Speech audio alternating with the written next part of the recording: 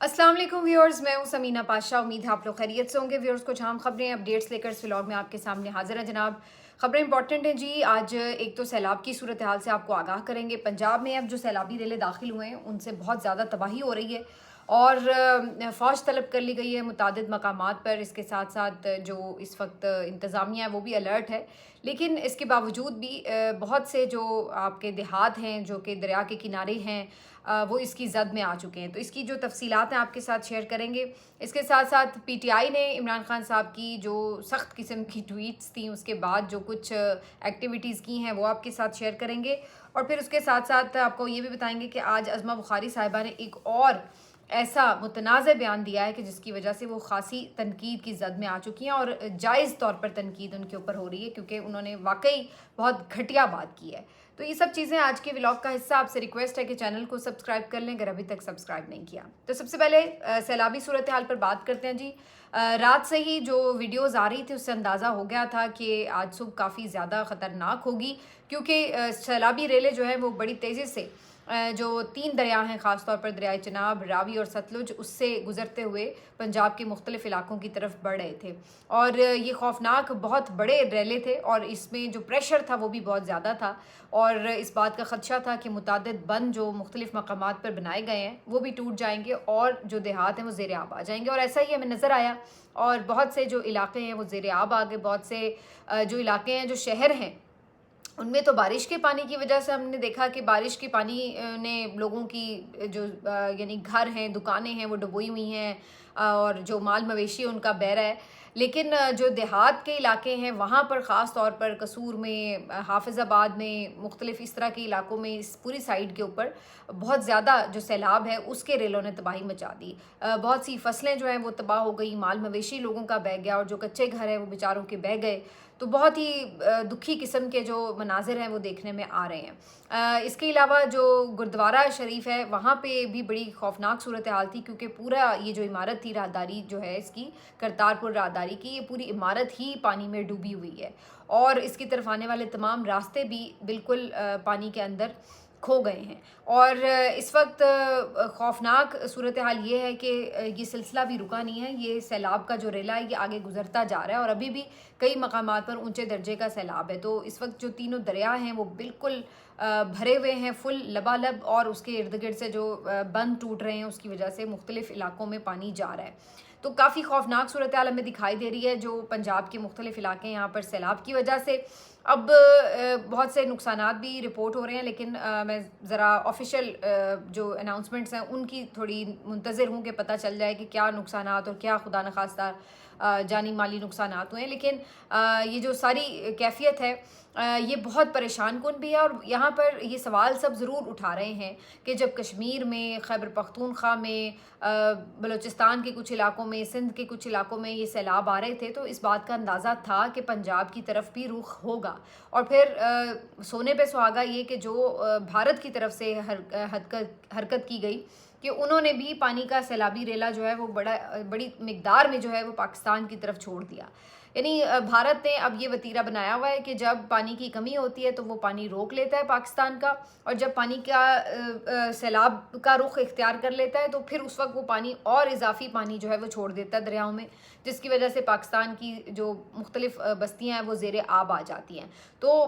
उनकी तरफ से तो ज़ाहिर है हम और क्या एक्सपेक्ट करें, वो तो यही कोशिश करेंगे कि पाकिस्तान को मैक्सिमम नुकसान पहुँचाएँ। लेकिन दूसरी तरफ हमारी पेशबंदी क्या है, क्यों इसका हमें बर वक्त एहसास नहीं होता और क्यों हम उसके लिए बर वक्त इंतज़ामात नहीं कर रहे होते। क्योंकि अब जो ये इस वक्त पंजाब तक जब ये सारी बात पहुंची है तो ये कोई अनएक्सपेक्टेड चीज़ें नहीं हैं। ये बहुत दिनों से प्रिडिक्शंस थी और बहुत से इदारे और बहुत से जो अवामी नुमाइंदे हैं वो इसके ऊपर बात कर रहे थे कि ये सैलाब के रेले इस तरफ आएंगे, इसके लिए कुछ पेशबंदी की जाए, जो करीबी इलाके हैं जो बिल्कुल दरियाओं के किनारे आबाद हैं उनको खाली करवा लिया जाए, क्योंकि ये बस्तियां पहले ही गरीब लोगों पर मुश्तमिल हैं। तो इनका बेचारों का अगर सब कुछ पानी में बह जाए तो इनकी तो जमा पूंजी लुट जाती है। लेकिन यहाँ पर किसी को फुर्सत नहीं थी क्योंकि पूरी पंजाब हुकूमत जो थी लाओ लश्कर समेत पूरी ख़ानदान की सहेलियों, नौकरानियों के साथ पहुंची हुई थी जापान के सैर व तफरीह के दौरे पर, और उनको कोई होश नहीं थी कि पीछे से क्या हो रहा है क्या नहीं हो रहा और हमने कैसे इसकी मनसूबाबंदी करनी है। ये वो कीमती टाइम था कि जब इस सारी चीज़ से निमटने के लिए बेहतरीन हिकमत अमली की जा सकती थी, लेकिन उस वक्त मरीम नवाज साहिबा अपनी बाकी तमाम कैबिनेट के मेंबर्स के साथ, किचन कैबिनेट के साथ, सहेलियों के साथ सैर व तफरीह के लिए गई हुई थी। और मैं इसको डेलिबरेटली सैर व तफरीह का दौरा कह रही हूँ क्योंकि इस सैर व तफरीह के अलावा इस दौरे में कुछ नहीं था जिससे आप ये कहें कि जी कोई पाकिस्तान के लिए, पंजाब के लिए कोई फ़ायदेमंद चीज़ लेकर आई है मोहतरमा। तो ये सिर्फ़ और सिर्फ एक फ़ोटो सेशन था, कीमती जो सामान है उसका, और अपने लिबास, ज़ेवरात और जूते और बैग्स, इसकी एक नई किस्म की मुख्तलिफ़ जगहों पर शूट थी। इसके अलावा इसमें कोई ऐसी चीज़ नहीं थी जिस पे आप कहें कि हाँ भाई ये बड़ा ज़रूरी दौरा था, और वो भी फिर पूरे फैमिली और टब्बर और लाओ लश्कर के साथ, और वो भी किसके ऊपर। अब जब ये बात होती है कि जनाब ये तो आप जो अवाम टैक्स पेयर हैं उनके पैसों पे गए हैं, तो आज इसके ऊपर जी अज़मा बुखारी साहिबा मैदान में उतरी। अब होना तो ये चाहिए था कि जब पंजाब के मुख्तलिफ इलाके सैलाब में डूबे हुए हैं तो वहाँ पर आकर आप लोगों की दाद रसी शुरू करें, वहाँ पर आकर आप बताएं कि हालात क्या हैं, सैलाब के हवाले से क्या इंतजाम किए जा रहे हैं। और यहाँ पर आकर जो सारा जोर था, जो फोकस था, वो किस बात पे था कि किसी तरह मरीम नवाज साहिबा पे होने वाली तनकीद का बस जवाब दे दें। मुझे तो ये समझ नहीं आ रही कि इन्होंने इतने दिन दौरे पे बर्दाश्त कैसे किया ये तनकीद, वहाँ से उड़ के क्यों नहीं आ गई ये बताने के लिए कि जी हकीकत क्या है, हकीकत नहीं है। और इल्ज़ामात क्या लगा रहे हैं कि जी ये गलत इल्ज़ामात हैं कि जी मरीम नवाज साहिबा ने या बाकी लोगों ने कोई पैसे जो हैं वो सरकारी ख़जाने से ख़र्च किए हैं। ये तो जी सब अपने ज़ाती अखराजात पे जाते हैं। ये इतना पुराना भद्दा किस्म का इनका ड्रामेबाज किस्म का हमेशा बहाना होता है जिसके ऊपर भी आप तनकीद कर दें, कभी बिलावल के हवाले से कर दें, कभी किसी भी हुक्मरान के ऊपर कर दें, हर एक का आगे से जवाब ये को हम तो ज़ाती खर्चे पे जाते हैं। मुझे ये समझ नहीं आती कि ये सारे तो बेचारे अपने ज़ाती खर्चों पे ही खर्च करते रहते हैं, तनख्वाहें भी नहीं लेते, इतना एहसान अजीम करते हैं, तो आखिर ये जो इतना सरकार चलाने का पूरा निज़ाम नस्क चलाने का फ़ंड है वो फिर जाता किधर है। करोड़ों रुपए तो तज़ीनो आराइशों के होते हैं, करोड़ों रुपए जी चाय और पानी और बिस्किट सर्व करने के होते हैं, और उसके बाद जो आप ये जहाज़ इस्तेमाल करते हैं, गाड़ियाँ इस्तेमाल करते हैं, प्रोटोकॉल की जो गाड़ियों में चीज़ें और ये पेट्रोल इस्तेमाल होता है, ये सब चीज़ें वो सारा क्या सरकारी खर्चा नहीं होता। और उसके ऊपर आप आके झूठ बोलते हैं अवाम के साथ कि जनाब हम तो ज़ाती खर्चा करते हैं आप ज़ाती खर्चा तो करें ना, जारी लिस्ट दें, आप दिखाएं कहाँ पे मरीम नवाज़ के अकाउंट से या किसी और जो बाकी सारे मेंबर्स गए हुए हैं उनके पर्सनल अकाउंट से जी ये हुई है, इसकी पेमेंट हुई है, जी फ़लाँ होटल में रहने की ये पेमेंट फ़लाँ के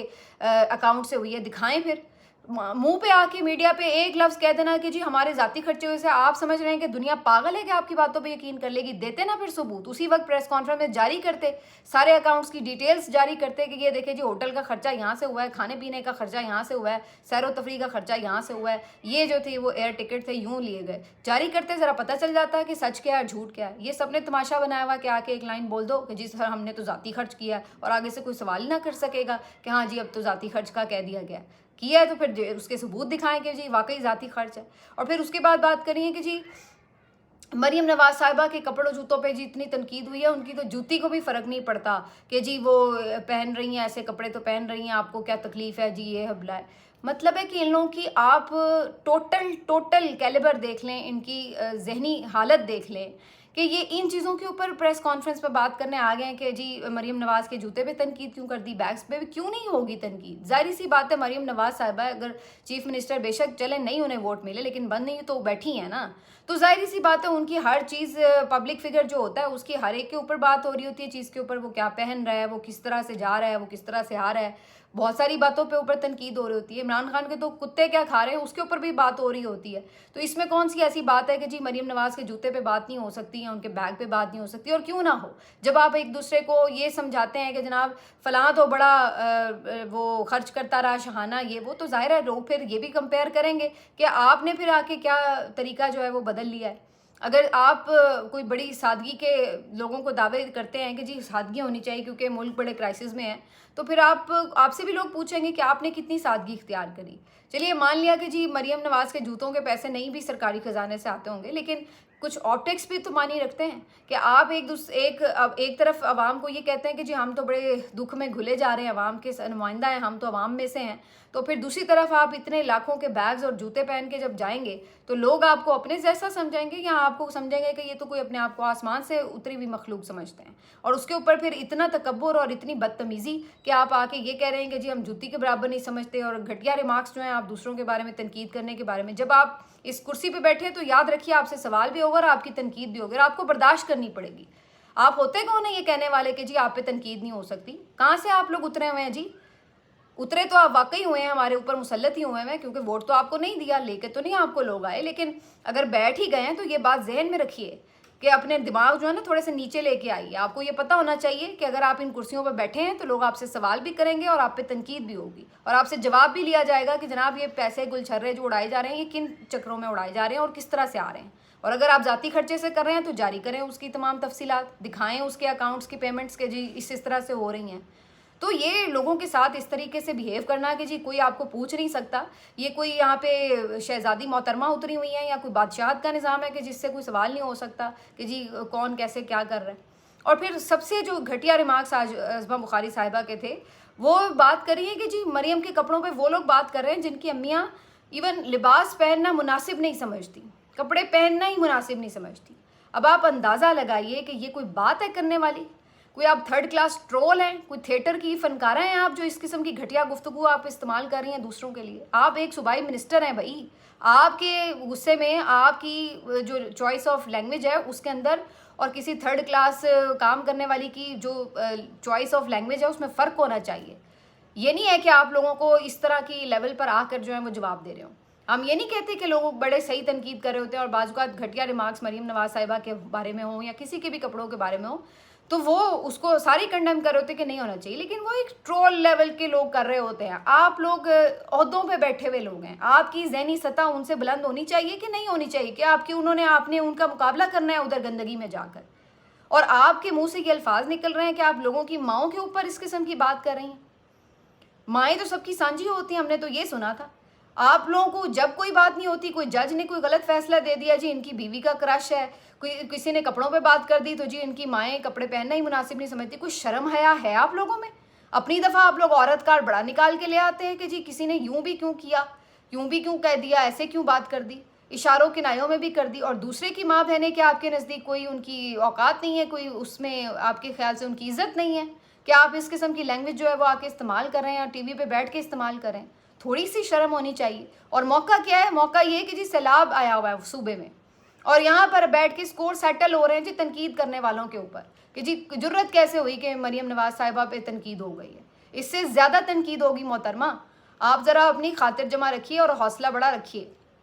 اگر بیٹھ گئے کرسیوں پہ تو یہ یاد رکھیے کہ تنقید بھی ہوگی اور سوال بھی اٹھیں گے. اور اپنا جو غصے کا لیول ہے وہ بھی ذرا نیچے لے کر آئیے. یہ غصے شصے جو ہے نا یہ عوام کے خدمت گاروں کو جچتے نہیں ہیں. عوام کے خادم جو ہوتے ہیں وہ سر جھکا کے کام کرتے ہیں اور انہیں سر جھکا کے کام ہی کرنا چاہیے. اور جو تنقید ہو اس کا خندہ پیشانی سے جواب دینا چاہیے کہ یہ تنقید غلط ہے، اس کا جواب یہ ہے.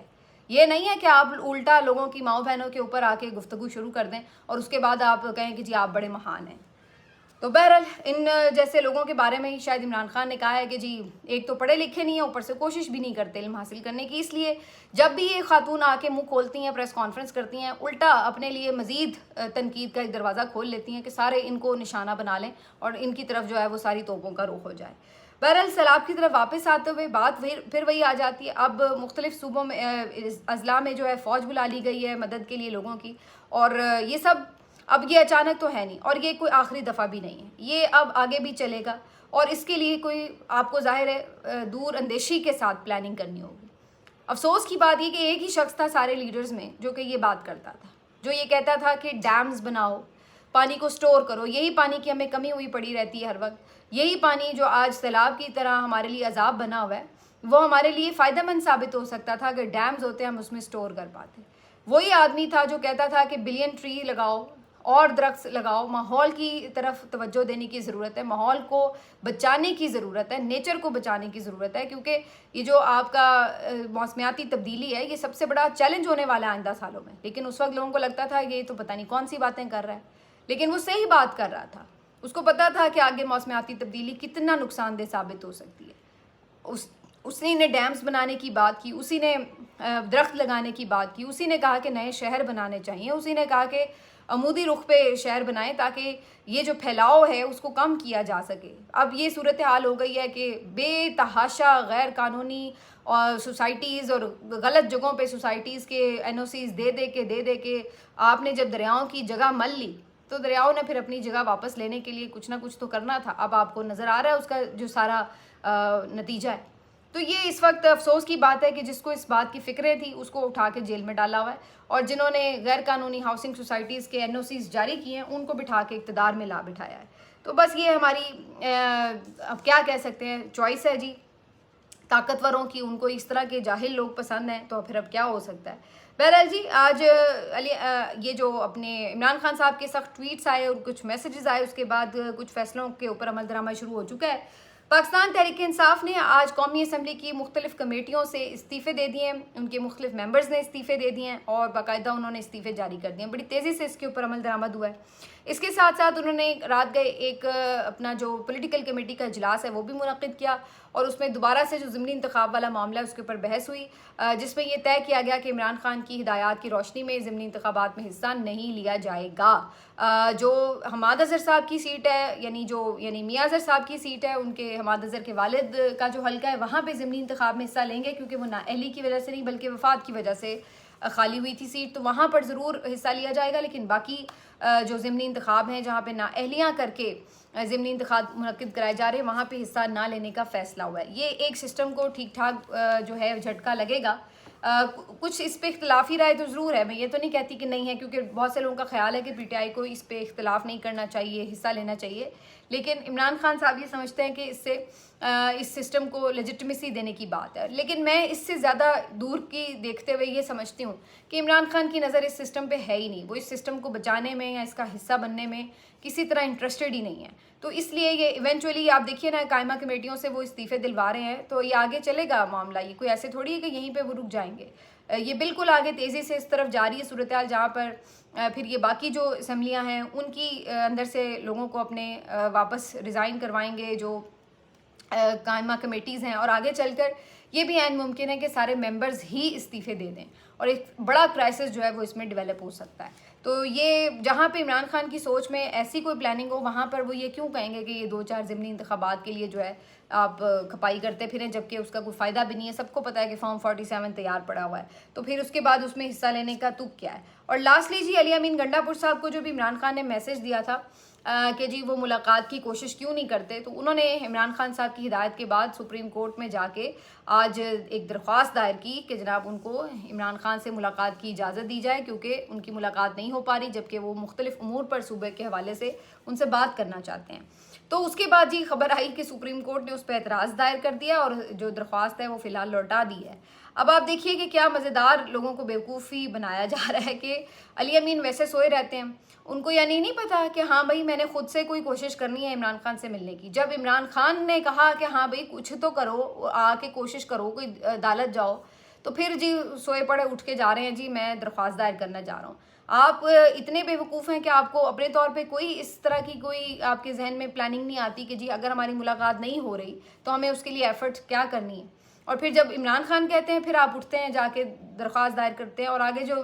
لینے والے درخواست بیٹھے ہوئے ہیں وہ بھی ویسے ہی ہیں، وہ بھی آگے اعتراض لگا کر ان کو بھیج دیتے ہیں کہ چلو بھائی نہ ملاقات ہوگی، نہ علی امین کو کوئی یہ کہے گا کہ جی اس نے تو کوشش نہیں کی۔ علی امین بھی سچے ہو جائیں گے کہ دیکھیں جی عمران خان کے حکم پر وہ تو چلے گئے تھے سپریم کورٹ، اور سپریم کورٹ نے آگے اجازت نہیں دی، اور آگے سپریم کورٹ بھی اسی طرح لٹکا لٹکو کے اگر اعتراض دائر بھی ہو گیا تو پھر کب لگے گی پٹیشن اور کب جو ہے وہ سماعت ہوگی۔ تو یہ سارا جو ہے کھیل اسی طرح سے جاری ہے۔ سب کو پتہ ہے کہ علی امین اگر ملنا چاہتے تو ہمیں وہ نظر آ رہی ہوتی ایفرٹس ان کی، عمران خان کو کہنے کی بھی ضرورت نہ پڑتی، ان کی ایفرٹس ہمیں ادروائز بھی نظر آ رہی ہوتی، لیکن اب جب اپنا کھلاڑی ہی دوسری ٹیم کے ساتھ مل کے کھیل رہا ہو تو پھر وہاں پہ آپ کیا کر سکتے ہیں۔ بہت سے لوگ اس پہ یہ سوال کرتے ہیں کہ بھئی پھر علی امین کو عمران خان نکال کیوں نہیں دیتے۔ تو دیکھیے ہر وقت ہر فیصلہ فوراً نہیں ہو رہا ہوتا، بہت سے فیصلوں کا آپ کو وقت کا انتظار کرنا پڑتا ہے۔ عمران خان کے ذہن میں بالکل کیا چل رہا ہے اس میں یقینی طور پر کہیں یہ آپشن ہوگا، لیکن یہ یاد رکھیے کہ ایک دم کسی بھی حوالے سے کوئی کرائسس کریٹ کرنا یہ بھی کیا ہوش مندی کا تقاضا ہوگا. تو عمران خان صاحب یہ ضرور چاہیں گے کہ جب تک علی امین گنڈا پور وزیر اعلیٰ ہیں اور جب تک وزیر اعلیٰ کی حیثیت سے وہ عمران خان صاحب کو جواب دہ ہیں تو انہی کے تھرو عمران خان کام کروائیں. لیکن اگر عمران خان کے سامنے علی امین گنڈا پور صاحب بالکل بے نقاب ہو کر آ گئے تو پھر اس وقت کی فیصلے اس وقت کے حساب سے ہوں گے. ابھی already P T I crisis میں ہے تو عمران خان صاحب نہیں چاہیں گے کہ ایسے ٹائم پر ایک نئے کرائسس میں جو ہے وہ پارٹی کو کے پی میں بھی ڈالا جائے, جبکہ کے پی میں ایک بہرحال جو کچھ بھی آپ کہیں ہر طرح کی تنقید ہوتی ہے لیکن بہرحال پھر بھی کچھ تو شیلٹر آپ کو مل جاتا ہے جا کے وہاں پر. تو یہ عین ممکن ہے کہ عمران خان صاحب بہت سے حالات سے باخبر ہوں کہ کیا ہو رہا ہے کیسے ہو رہا ہے, لیکن فیصلوں کا انتظار جو ہے وہ ضرور کرتے ہیں کیونکہ وہ سمجھتے ہیں کہ ٹائم جب آئے گا اسی وقت فیصلے ہوں گے. ملتے ہیں آپ سے اگلے ویلاگ میں, اپنا خیال رکھیے, اللہ حافظ.